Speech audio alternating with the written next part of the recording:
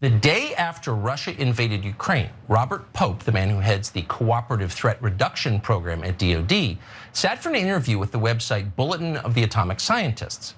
Pope is the man in charge of securing or eliminating Soviet-era bioweapons, so he knows a lot about the subject, maybe more than anyone else. But it turns out that not all of these Soviet weapons are being destroyed or even secured, and Pope acknowledged that in the interview, which apparently CNN didn't see. According to his interview, Pope said the labs, quote, may hold pathogen strains left over from the Soviet bioweapons program, preserved in freezers for research purposes. Pope said that, quote, scientists being scientists, it wouldn't surprise me if some of these strain collections in some of these laboratories still have pathogen strains that go all the way back to the origins of that program, end quote. In other words, because as Pope put it, scientists are scientists, they don't want to destroy all the bioweapons. Instead, they're using them to conduct new bioweapons research. That's what he said. And not just on strains left over from the Soviet Union. Now, it's fascinating that Tucker Carlson decided to attack CNN in that segment, as if CNN somehow didn't do its due diligence, didn't do its research, and missed this big story.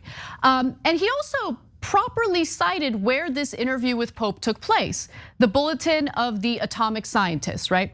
Now, this is something that I've noticed disinformation peddlers love to do.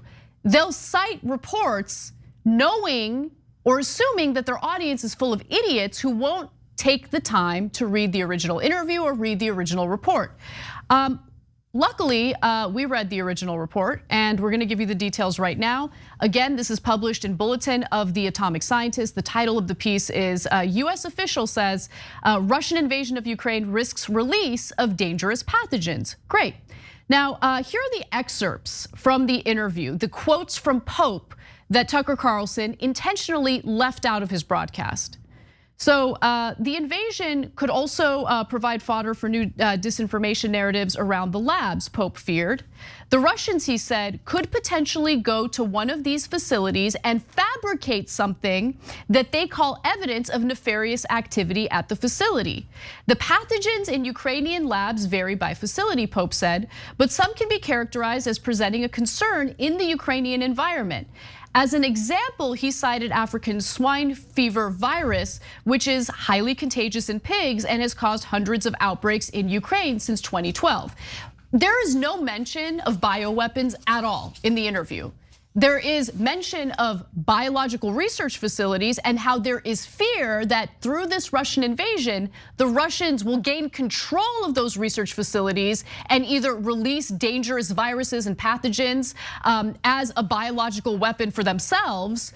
And by the way, that is a legitimate concern. That's the reason why people have been concerned about Russia taking control of nuclear power plants in Ukraine. Nuclear power plants on their own are not a bad thing, right? If that's the way that the country has decided to get some of its energy. But if it falls into the wrong hands, it could be used as a weapon by the individuals who have gained control of it.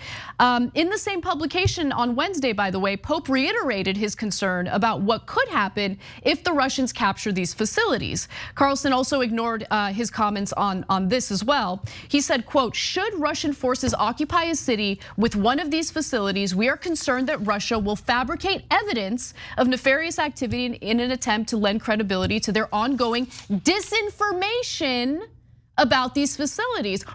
I guess Fox News and Tucker Carlson didn't see that. I guess they missed that. They didn't miss that. They know about it. They intentionally left parts of that interview out of the broadcast to mislead the audience. One more quote, Cenk. Again, this is from Robert Pope, who said, we know Putin lied when he said he wasn't preparing to invade Ukraine, and we are confident that Russia is willing to lie to try to justify their invasion. And that is exactly right. That is what Russia is currently trying to do. They're throwing anything they can against the wall to see what sticks, and it's not working. They're failing, which I love to see.